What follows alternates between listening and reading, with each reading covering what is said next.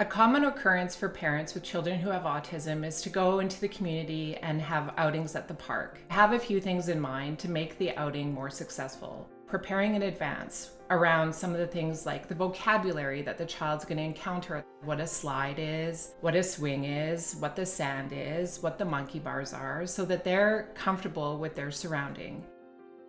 All parks aren't created equally. Keep in mind, what are your child's interests? If your child is a climber, for example, do some research. Which parks in your community have the most climbing equipment? That way, you're in a better position to have your child be more successful and enjoy the environment. Same thing, if they like swings, some parks have water plays. Research and then find your favorite park. The most practice makes for the most success. So the more times you go to the park, the more success you'll have because your child will be more familiar with the surroundings. Be mindful that your child may have sensory sensitivities. Often children with autism can become overwhelmed in different environments. It would be helpful to have identified space where you're able to take your child and have a calming activity. Read a book together or share a snack. And once they're calm, go back into the play environment.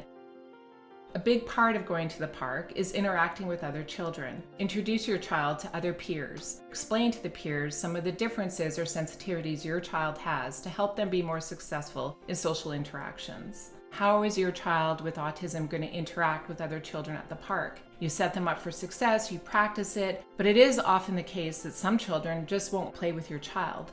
So prepare your child to be able to cope with that response and move on to another group of friends or a different activity in the park. Some children may have a difficult time interacting with peers. Having them play in the close proximity to other children, being observant of what the other children are doing is a great first step. Be aware that the park often has some unpredictable events. For example, a stray dog or even a dog on a leash. Work with your child beforehand to know the rules around safe interactions with animals. For example, asking the owner, can I pet them first? If your child's concerned or worried to be around pets, go to a park that doesn't allow pets.